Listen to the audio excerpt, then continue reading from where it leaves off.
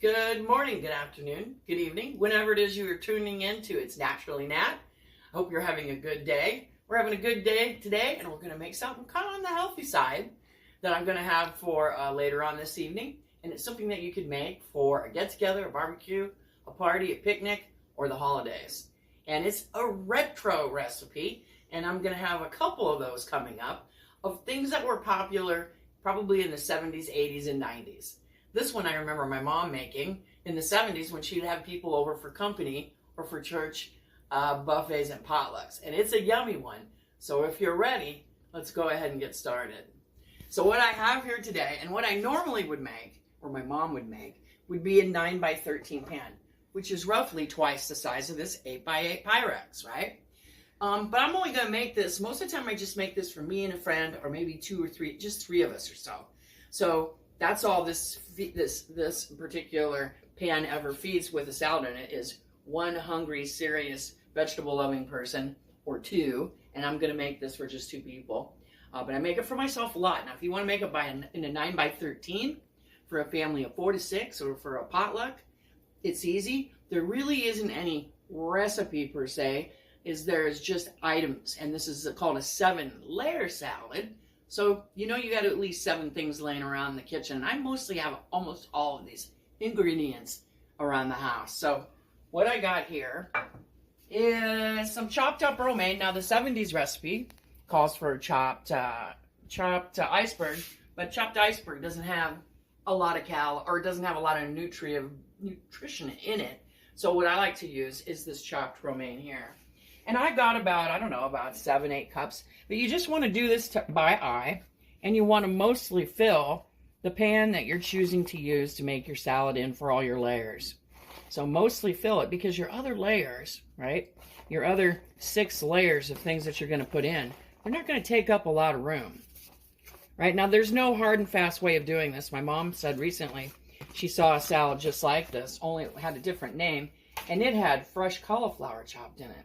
But what I got for the layers are celery, yellow peppers, which I don't think is in the standard 70s one my mom made, fresh frozen thawed out peas, that's a must, that's in the original, onions of some sort. You can use green onions, which I've used, red or yellow or white, and I've used all of the above, but I just happen to have these nice red onions here. You'll want to have some freshly grated cheese. You don't want the kind that comes in a bag with the cellulose in it, because that won't taste very well when it gets wet. And then you'll want some fresh, and I baked this up a few days ago and put it in the refrigerator, and I chopped it up. This is probably about 2 or 3 pieces of bacon right here, okay? And then the simple salad dressing, which I'll talk about in a minute because that goes on last. Now, one thing that I'm going to do differently with this recipe is, since I'm going to eat it tonight, later, hours from now, I'm going to skip putting the cheese and the bacon on, because when I cleaned my romaine, I didn't use a salad spinner and get every drop of water on. And when you have a little bit of that water on your salad, I think personally it makes the cheese kind of wet, and it makes the bacon lose its crispness, which I don't like. So I'm going to save the cheese and the bacon for right before I eat it. And actually what I'm going to do is put the bacon in the microwave for only about 20 seconds, the chopped up pre-cooked bacon, just so it gets, I like it crispy and crunchy and hard, so you have a variety of nice textures. So what I'm going to do, first of all, is talk a little bit about the dressing, which is super simple, and I'll show you what I got going on here. Now, what this is, all I had around with me was good old Duke's mayonnaise, or your mayonnaise of your choice, because that's all that we like around here. But this original retro recipe always used Miracle Whip. I don't really like that. It's technically called salad dressing if you buy a generic of it. And really, it's just a sweetened mayonnaise with a little bit of tangy in it, like maybe vinegar or something. So I put a little rice vinegar in here along with the regular mayonnaise, some garlic powder, onion powder, and a little black pepper. Then I thinned it out, because my brand of mayonnaise that I like is a little thick. I thinned it out with a tablespoon or so of milk. Now, if you're going to make this in the 9x13 pan, what I would do was up those ratios. Of course, the ratio for the romaine, what I already talked about. But I would use a lot more salad dressing, aka mayo. I would use maybe half, 2/3 of a cup. and then see how thick or thin you wanted it. I wanted mine a little thinner because this mayo is thick, and then I went ahead and put the seasoning in it. But you're going to want to dollop it on your lettuce, and you can do that in advance because that's not going to hurt anything. So that's the next thing I'm going to do. So I'm going to go ahead and dollop this on here. Get all that good stuff in there. I might have to make just a little bit more, but you really don't want a heavy, greasy type amount of dressing. And what you do is just put it on little dollops like this. My mom gets impatient and she puts it on big dollops, but I kind of don't like that because then you just get this big mouthful dressing. And what's wrong with that?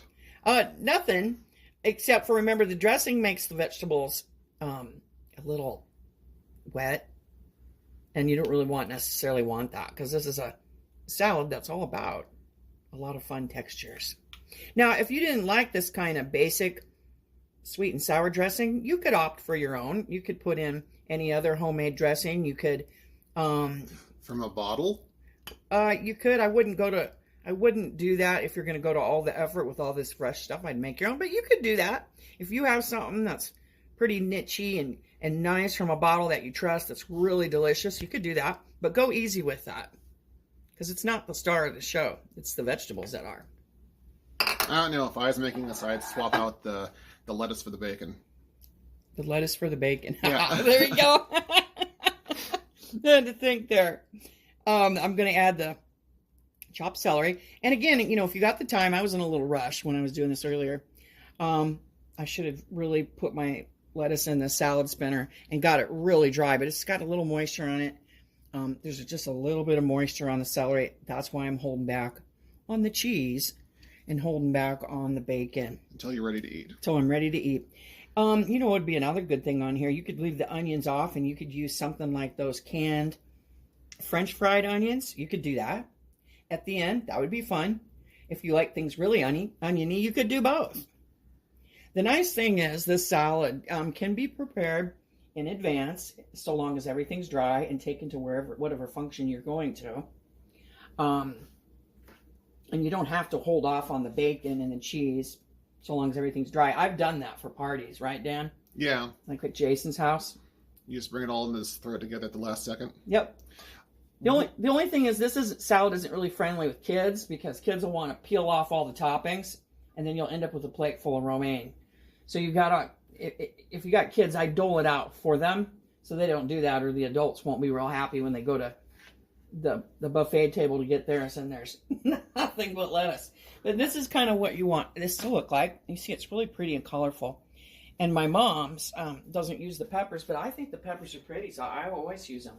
What other kind of ingredients? You had mentioned like someone had used like fresh cauliflower. What other stuff can go in this?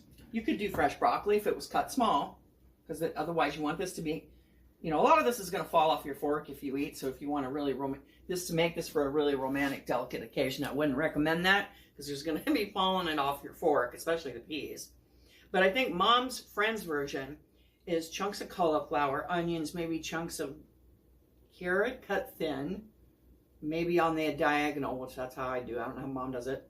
And a similar type of dressing, but using a salad dressing, meaning not in a bottle, but salad dressing, aka Miracle Whip. And I've been bugging her for years to get me that recipe. She keeps forgetting.